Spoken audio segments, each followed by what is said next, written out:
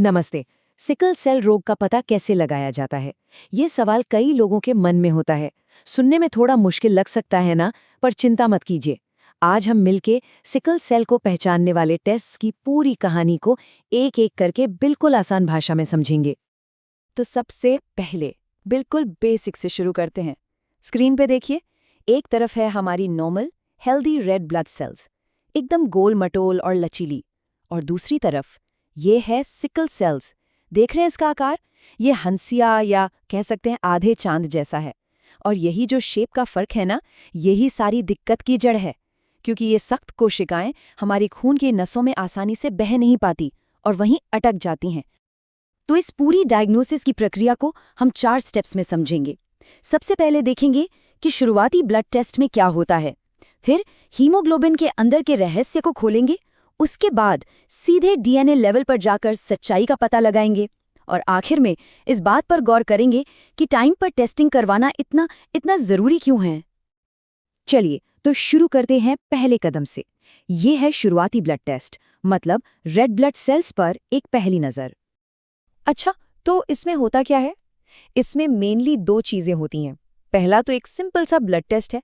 इससे बस ये चेक किया जाता है कि खून में वो सिकल के आकार वाली कोशिकाएं मौजूद हैं भी या नहीं। और दूसरा, जिसे ब्लड स्मीयर कहते हैं, उसमें क्या करते हैं कि खून की एक बूंद को स्लाइड पर फैलाकर माइक्रोस्कोप के नीचे देखते हैं। इससे ना डॉक्टर अपनी आंखों से इन सेल्स के शेप को देख पाते हैं, कंफर्म कर पाते हैं। और पता है सबसे अच्छी बात क्या है? ये टेस्ट बहुत ही सिंपल है, लेकिन फिर भी बहुत काम के हैं। आप इन्हें एक तरह से पहला सुराग मान सकते हैं, जो डॉक्टर्स को सही दिशा में आगे बढ़ने में मदद करता है। ठीक है, तो हमने सेल्स का बाहरी आकार तो देख लिया, पर अब सवाल ये है कि ये सेल्स आखिर ऐसी टेढ़ी-मेढ़ी क्यों हो जाती हैं? इसका जवाब हमें मिलता है इन सेल्स के अंदर हीमोग्लोबिन के रहस्य को समझने से। इस रहस्य को सुलझाने के लिए एक खास टेस्ट किया जाता है, जिसका नाम है हीमोग्लोबिन इलेक्ट्रोफोरेसिस। नाम थोड़ा टेक्निकल है, पर काम बहुत सीधा सा है। ये टेस्ट खून में मौजूद अलग-अलग टाइप के हीमोग्लोबिन को, आप समझिए कि अलग-अलग कर देता है, छांट देता है। मतलब ये साफ-साफ बता देता है कि खून में नॉर्मल हीमोग्लोबिन है या सिकल सेल वाला। और यहीं पे ये टेस्ट एक बहुत बहुत ही ज़रूरी बात बताता है। ये 2 अलग-अलग सिचुएशन के बीच का फ़र्क साफ करता है। एक है सिकल सेल डिजीज़, मतलब व्यक्ति को ये बीमारी है, और दूसरा है सिकल सेल ट्रेट, जिसका मतलब है कि व्यक्ति सिर्फ जीन का एक कैरियर है, उसे खुद बीमारी नहीं है। और इन दोनों के बीच का अंतर जानना बहुत ही ज़्यादा ज़रूरी है। तो अब हम पहुंच रहे हैं इस पड़ताल के सबसे गहरे, सबसे बुनियादी लेवल पर।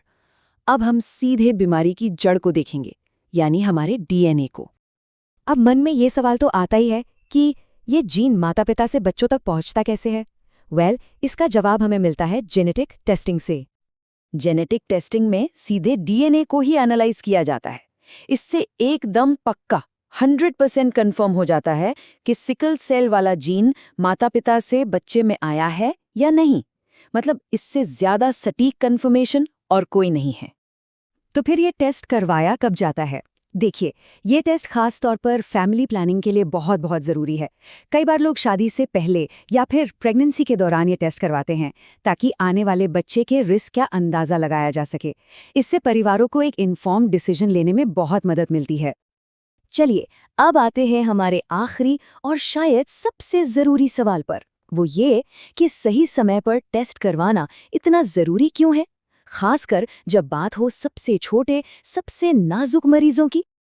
और यहीं पर तस्वीर में आती है न्यूबॉर्न स्क्रीनिंग। ये एक स्टैंडर्ड टेस्ट है जो दुनिया में कई जगहों पर बच्चे के पैदा होने के फौरन बाद ही किया जाता है। और इसका मकसद बस एक है, बीमारी को जितना जल्दी हो सके पकड़ लेना। और इसके फायदे सच पूछिए तो जिंदगी बदल देने वाले हैं। सोचिए, अगर बीमारी का पता जन्म के समय ही चल जाए तो इलाज भी तुरंत शुरू हो सकता है। इससे भविष्य में होने वाली बहुत सी बड़ी-बड़ी परेशानियों से बचा जा सकता है। ये एक बहुत ही जरूरी कदम है जो आज भारत के कई राज्यों में और दुनिया भर में अपनाया जा रहा है। तो चलिए एक बार फटाफट से सब कुछ रिकैप कर लेते हैं। हमने शुरू किया ब्लड टेस्ट और स्मीयर से, फिर हीमोग्लोबिन इलेक्ट्रोफोरेसिस को समझा, उसके बाद जेनेटिक टेस्टिंग की बात की और आखिर में न्यूबॉर्न स्क्रीनिंग के बारे में जाना। ये सारे टेस्ट इस पहेली के अलग-अलग टुकड़ों की तरह हैं जो जुड़कर पूरी तस्वीर को एकदम साफ कर देते हैं। तो आखिर में एक सवाल जो सोचने पर मजबूर करता है, क्या इन सभी टेस्ट्स के बारे में सही जानकारी होना एक बेहतर सेहत की तरफ उठाया गया पहला और सबसे मजबूत कदम नहीं है? क्योंकि जब जानकारी होती है, तभी तो सही फैसले लेने की ताकत मिलती है।